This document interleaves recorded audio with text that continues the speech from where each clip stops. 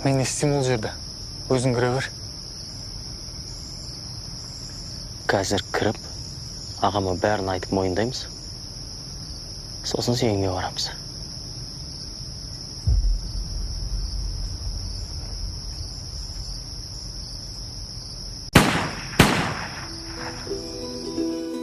YouTube блокирует это видео из-за нарушения авторских прав.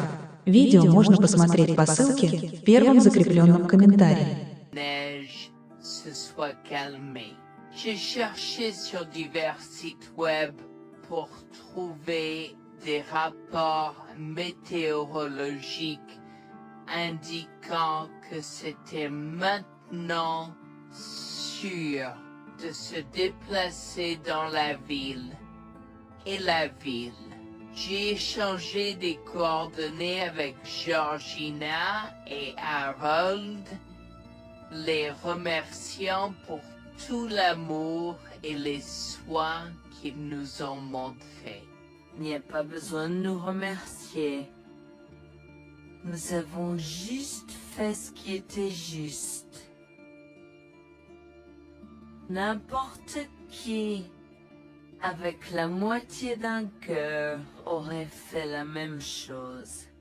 S'il vous plaît, laissez-moi vous accompagner chez vous. Harold et Georgina nous ont accompagnés à la résidence et, oh mon Dieu, nous avons trouvé Lucien et Rebecca assis confortablement sur le porche avant, comme si Freddy et moi étions sur le point de mourir la veille. Je suis sorti de la voiture et j'ai commencé à perdre les pédales.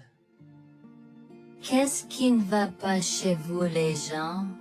Comment pouvez-vous nous laisser là? Tu nous ralentissais et nous voulions voir la cascade gelée. Est-ce que tu plaisantes? Freddy aurait pu mourir la nuit dernière. Tu t'en fous, vous, Lucien? Pour être juste, tu aurais pu simplement rester à la maison si tu n'étais vraiment pas prêt pour cette aventure. Je jure devant Dieu, à ce moment-là, ma vision est devenue rouge. J'étais prêt à attaquer, à donner des coups de pied, à crier et à hurler pour que le monde entier entende à quel point ces gens étaient horribles. Non seulement ils nous ont laissés là, mais ils semblaient ne pas se soucier de ce qu'ils avaient fait. C'était presque comme s'ils essayaient de nous tuer. Avant que je ne puisse lancer une série d'actions et de mots qui ne pourraient pas être repris, Harold m'a retenu, me disant de me calmer, car Freddy était toujours dans la voiture avec Georgina.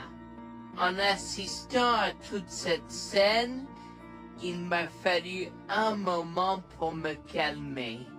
Mais même si j'avais calmé, j'étais toujours agressif et argumentatif. Vous nous avez laissés là. Nous aurions pu mourir, Lucien. Tu t'en fous de ça? Tu t'en fous que ta mère ait essayé de nous tuer? Ne sois pas dramatique, Noémie. Elle n'essayait pas de faire ça.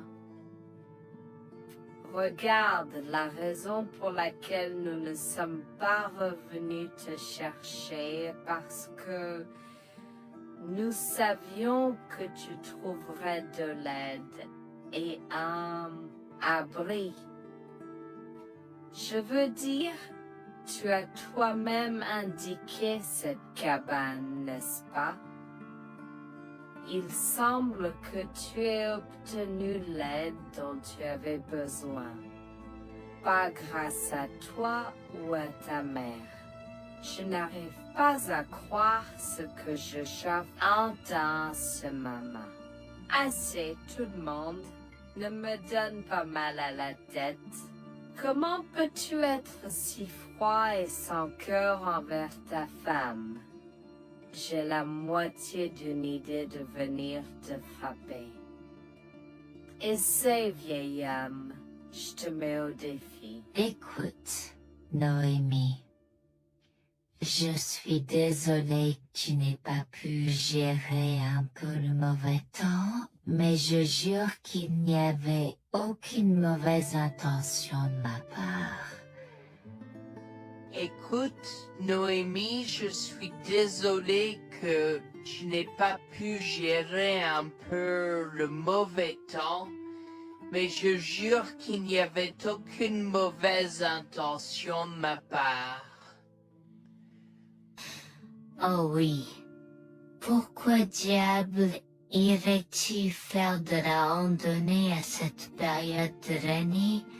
Nous ne te voyons jamais pendant cette période, alors quoi maintenant? Pourquoi maintenant quand tu as un enfant qui ne voulait que se connecter avec toi?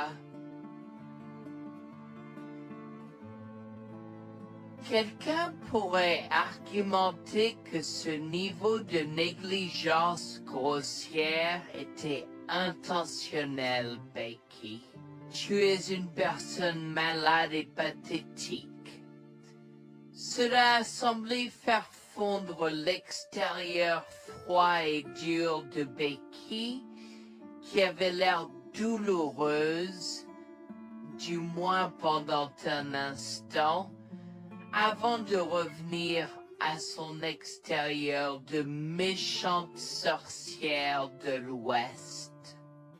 Je ne sais pas ce que tu essaies d'insinuer, mais si tu cherches une bataille, je peux t'assurer que tu la perdras. Tu oublies que je suis une femme riche. J'ai accès au meilleur.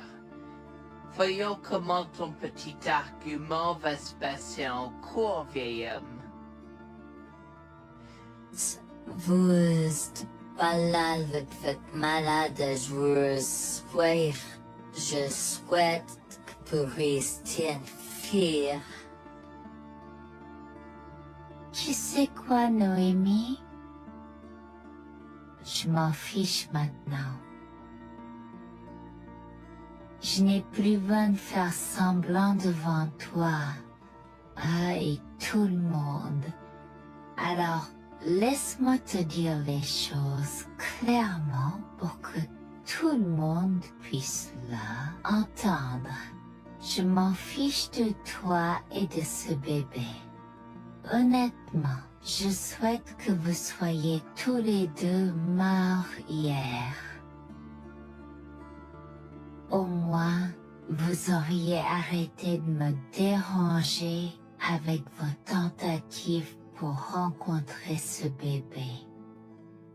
Est-ce que je parais en avoir quelque chose à faire? J'ai fait mon geste vers elle comme si mon corps avait une volonté propre. Je me suis approché d'elle et l'ai giflée. J'ai continué à la gifler et à donner des coups de pied aussi fort que possible jusqu'à ce que Jack et Harold me déchirent. Tu m'instaudes. Comment osais-je? Comment osez-vous vous asseoir là et défendre cette sorcière? Elle l'avait mérité. Toi, je vais te poursuivre en justice. Comment oses-tu me mettre les mains dessus? Elle ne voulait évidemment pas cela.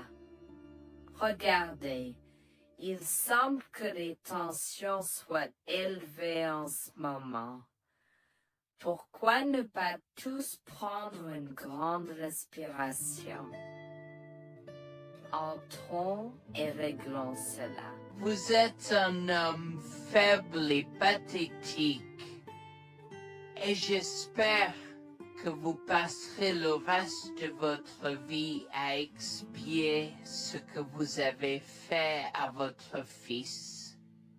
Avant que Jack ne puisse répondre, je lui ai craché au visage avant de rentrer à l'intérieur, de prendre Freddy et ses affaires, et de monter dans la voiture avec Georgina et Freddy. Maman, j'ai peur. Que se passe-t-il? Pourquoi tu combattu, grand-mère? Chérie, je suis vraiment désolée que tu aies dû voir ça. Les choses sont beaucoup plus compliquées ici et je ne veux pas te mentir. Mais je crains que tu ne sois un peu trop jeune pour comprendre.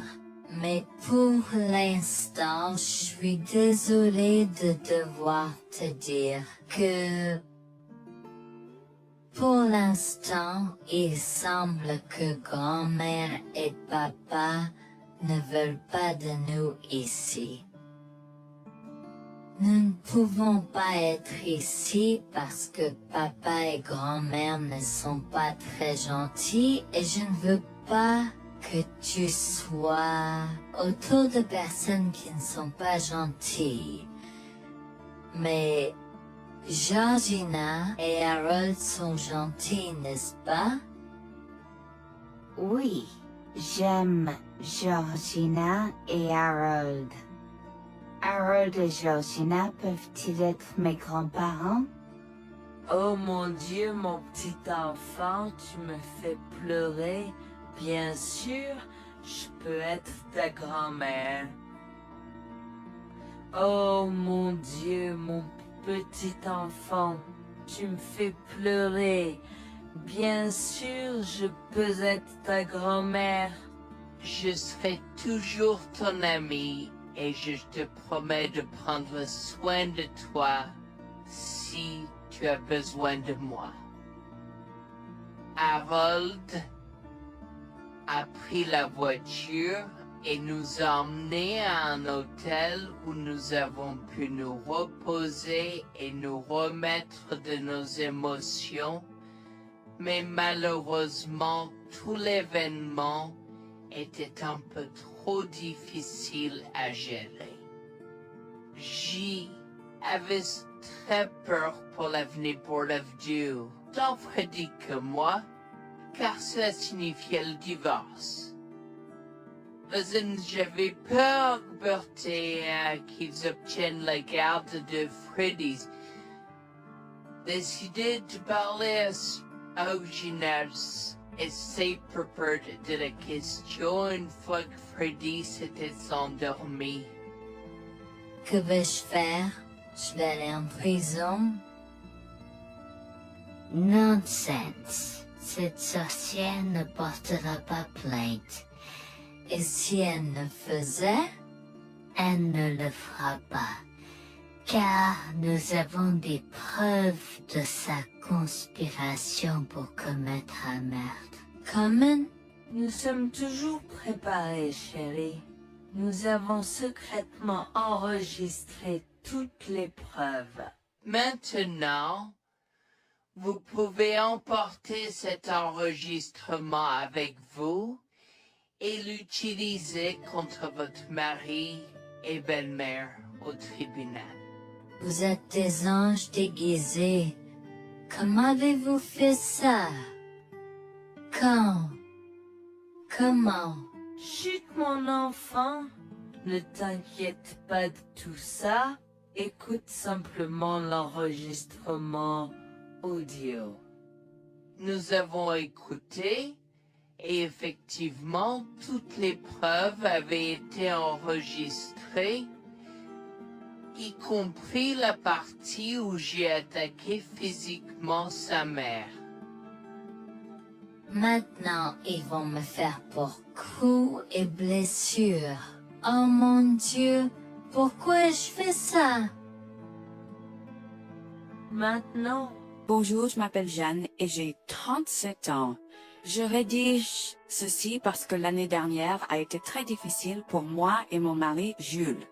Nous avons beaucoup progressé depuis cet incident et je veux juste partager cette histoire pour aider quiconque pourrait se trouver dans une position similaire.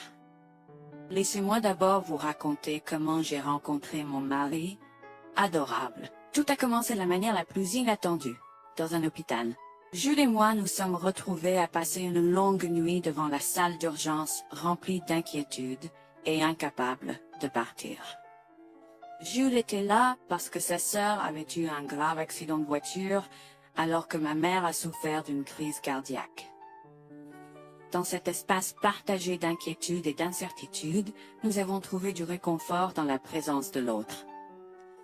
Nous avons parlé facilement, découvrant un terrain d'entente et une compréhension réelle. Comme nous avons réalisé que cela prendrait un certain temps avant d'avoir des nouvelles des médecins, nous avons décidé de faire une pause et de prendre un café au café de l'hôpital. Nous ne savions pas que ces rencontres fortuites allaient changer nos vies à jamais. Au fur et à mesure que la nuit se transformait en aube, nous avons échangé des numéros avant de nous séparer à contre-sœur.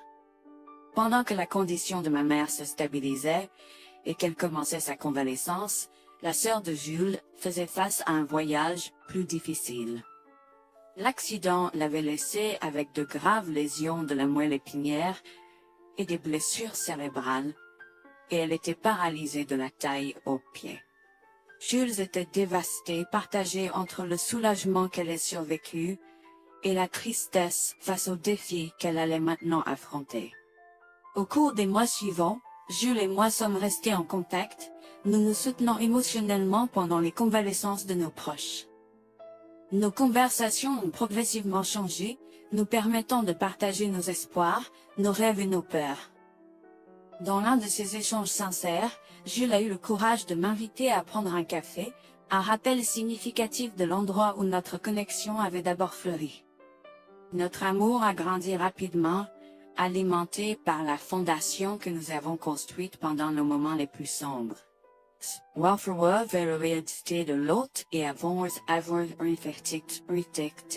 Cela n'a pas pris longtemps pour que nous réalisions que nous avions trouvé quelque chose de vraiment spécial. Après 2 ans de fréquentation, Jules m'a demandé en mariage. Avec une joie débordante, j'ai dit oui avec enthousiasme. Notre mariage était une petite et intime célébration, honorant l'amour qui est né de nos épreuves partagées. À ce moment-là, la sœur de Jules avait besoin de soins spécialisés, et il, étant le membre de la famille le plus proche, a pris la responsabilité. Cependant, il avait également besoin d'un travail temps plein pour gérer les factures qui s'accumulaient. Inquiète qu'il soit accablé, Jules a travaillé sans relâche pour subvenir aux besoins de sa sœur et de notre avenir ensemble. Un jour, je l'ai assis et l'ai rassuré en lui disant que nous étions une équipe faisant le défi de la vie ensemble. Chérie, j'ai besoin de te parler de quelque chose d'important. S'il te plaît, prends place. De quoi s'agit-il? Tu as l'air sérieuse, tout va bien? D'une certaine manière, non. Je t'ai vu lutter pendant un certain temps maintenant. Tu sais que tu peux me demander de l'aide, n'est-ce pas?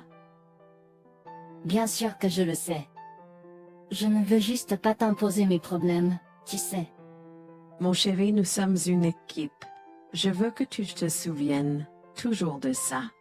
Nous faisons face aux défis de la vie ensemble et il n'y a rien d'individuel dans notre relation, seulement la nôtre. Je veux te soutenir, toi et ta sœur, de toutes les manières possibles. Cela signifie beaucoup pour moi, bébé. Tu as été incroyable tout au long de tout cela. Je ne sais pas ce que je ferais sans toi. C'est exactement pourquoi je voulais en parler. J'ai réfléchi à la prise en charge d'Abby et à l'impact que cela a sur ton travail. Et si nous envisageons de la placer dans une maison de retraite? Et avant que tu ne poses la question, je connais une bonne où ma grand-mère était vraiment heureuse. Elle a même préféré cela à vivre à la cimetière. Je ne sais pas, je veux dire, c'est une décision importante et risquée à prendre. Je comprends, mais réfléchis grec. Cela permettrait de te trouver un meilleur emploi payant pour que nous puissions nous assurer qu'Abby reçoit les soins qu'elle mérite. Nous pouvons la visiter régulièrement et être toujours là pour elle. Mais cela soulagerait une partie de la charge sur tes épaules. Tu as raison. C'est un choix difficile, mais je fais confiance à ton jugement. Je suis heureuse que tu me laisses enfin t'aider. Crois-moi, les choses sont plus faciles quand on peut partager ses fardeaux avec quelqu'un. Je veux dire, c'est comme ça que nous nous sommes trouvés, non? Comment pourrais-je jamais l'oublier? Je t'aime tellement. Merci de rester à mes côtés.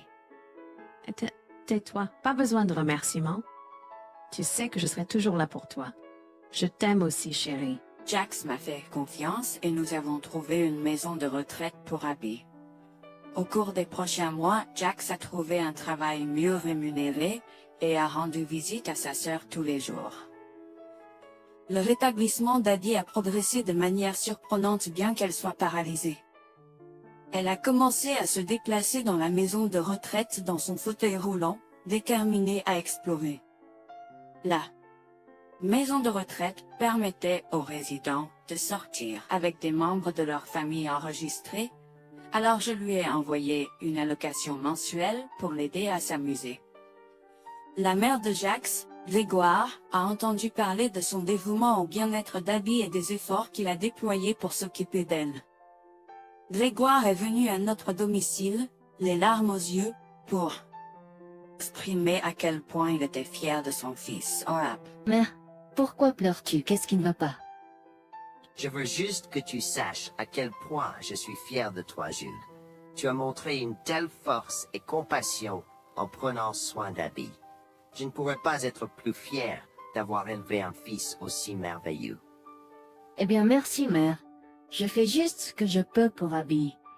C'est pas facile, mais je l'aime et je veux m'assurer qu'elle va bien. Tu as fait plus que suffisamment, mon chéri. Je ne veux pas que tu portes ce fardeau seul. Je veux prendre le relais et rendre visite à Abby plus fréquemment. Tu dois te concentrer sur ton travail et ta propre vie. Abby sera bien prise en charge. Fais-moi confiance. Eh bien, ce n'est pas comme si je l'avais fait seule. Jeanne a été à mes côtés, me soutenant à chaque étape du chemin. Nous sommes une équipe et nous sommes tous les deux engagés dans le bien-être d'Abby. Oh, je sais que Jeanne a été là, mais tu as fait tellement, Jules. Il est temps que tu priorises ta propre vie et ta carrière. Abby sera entre de bonnes mains. Fais-moi confiance. D'accord, mère, si tu es sûre de toi, alors j'accepterai. Mais je veux que tu saches que c'était un plaisir de prendre soin d'Abby et que je serai toujours là pour elle, quoi qu'il arrive. Je t'apprécie, Jules, mais il est temps pour toi et Jeanne de vous concentrer sur vos futurs. Fais-moi confiance, ce sera pour le mieux. D'accord, mère, si tu crois que c'est la bonne chose à faire, alors j'irai avec. Promets juste de bien t'occuper d'Abby. Je te le promets, maman, tu peux compter sur moi. Maintenant, m'en va et concentre-toi sur ton travail. Laisse-moi m'occuper de la garde d'Abby. J'ai trouvé l'intérêt subi de Grégoire pour Abby un peu étrange, mais je me suis tue car je savais que ce moment était important pour Jules. L'année suivante, Jules s'est concentré sur son travail et obtenu une augmentation. J'ai également obtenu une augmentation, ce qui nous a permis d'augmenter l'allocation mensuelle de base d'Abby. Grégoire a tenu sa promesse, mais il y avait un piège. Il a toujours insisté pour que nous restions occupés par le travail et nous a rappelé à quel point Abby était heureuse avec plus d'argent. Il nous a grondé si nous voulions la visiter et a prétendu qu'il savait ce qui était le mieux pour elle. Grégoire nous a fait appeler avant de rendre visite à Abby, donc il a contrôlé notre accès à elle. En conséquence, nous l'avons vue de moins en moins, mais nous avons continué à lui envoyer l'allocation chaque mois. Je me sentais mal à l'aise par la situation. L'attitude possessive et le comportement contrôlant soudain de Grégoire m'inquiétaient. Il semblait toujours avoir des excuses lorsque Jules avait besoin d'aide avec Abby dans le passé. Cependant, je n'ai rien dit car je savais à quel point Abby était importante pour les Jules. Malgré les défis, Jules et moi sommes restés engagés à soutenir Abby. Nous avons tenu notre promesse de fournir une assistance financière, même si nous ne pouvions pas être avec elle autant. Nous avons cru qu'Abby méritait les meilleurs soins. Même si nous ne pouvions pas être avec elle autant, nous avons cru qu'Abby méritait les meilleurs soins et le bonheur, et nous voulions qu'elle ait les moyens de profiter de la vie à fond. Un jour, Jules était un peu trop submergé par le manque d'Abby. Nous nous étions tous les deux beaucoup impliqués dans le travail et n'avions pas eu le temps de lui rendre visite. Nous avons décidé de lui rendre visite sur un coup de tête. Nous ne l'avons pas dit à Grégoire car nous ne voulions pas entendre ses remontrances ou ses réprimandes. Avant d'arriver à la maison de retraite, Jules et moi nous sommes arrêtés au supermarché pour acheter à Abby toutes ses collations préférées. Nous étions tous les deux très excités de la voir et de passer du temps de qualité avec elle. J'ai même apporté ma Nintendo Switch pour qu'elle puisse y jouer. Nous sommes entrés et avons immédiatement commencé à chercher Abby, mais nous ne pouvions pas la voir nulle part. Je pensais qu'elle était probablement partie pour un rendez-vous chez le médecin ou qu'elle était probablement dans le jardin. Nous avons trouvé l'infirmière d'Abby, Mme Smith. Elle nous a regardés avec confusion. « Excusez-moi, pourriez-vous nous dire où est Abby? Nous la cherchons. » Charlie, savez-vous pas ce qui s'est passé? Non, nous n'en savons rien. S'il vous plaît, dites-le nous. Que s'est-il passé? Est-ce que Abby va bien? J'ai essayé de contacter Grégoire car il a insisté pour être le point de contact pour toutes les informations concernant Abby, mais il n'a jamais répondu à mes appels. S'il vous plaît, dites-nous simplement ce qui s'est passé. Est-ce que Abby va bien? Je suis vraiment désolée de vous apprendre cette nouvelle. Alors que nous administrions un nouveau médicament à Abby, son corps a eu une réaction sévère. Elle est tombée en état de choc, malgré nos efforts et d'aide. Quoi? Quand cela s'est-il produit? Cela s'est produit il y a 2 mois. 2 mois? Comment cela est-il possible? Pourquoi n'avons-nous pas été informés? Je m'excuse pour cette omission. Nous essayons de joindre Grégoire comme il l'avait demandé, mais il semble qu'il n'a jamais reçu nos appels.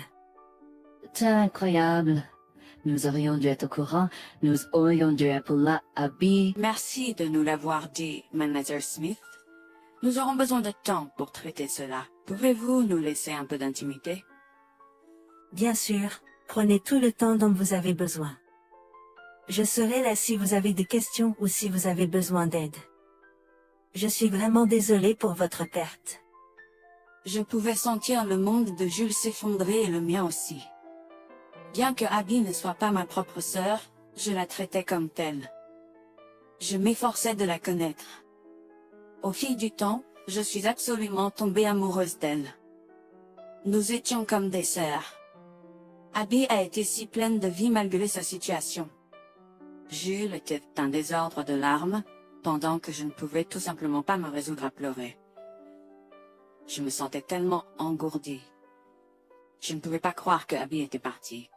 Je me sentais tellement coupable qu'elle ait souffert toute seule.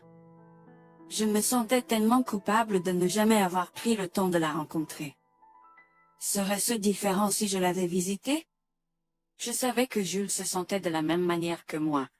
Je savais que nous ne pouvions pas continuer à rester là et à pleurer. Alors je l'ai guidée gentiment hors de l'installation. Le trajet de retour à la maison était silencieux, alors que le chagrin enveloppait nos âmes. Quand nous sommes arrivés à la maison, nous nous sommes tous les deux effondrés en pleurs dans les bras, un de l'autre. Nous avons pleuré et pleuré pendant ce qui semblait être des heures. Jules était furieux que nous n'ayons même pas pu dire au revoir à Abby. Je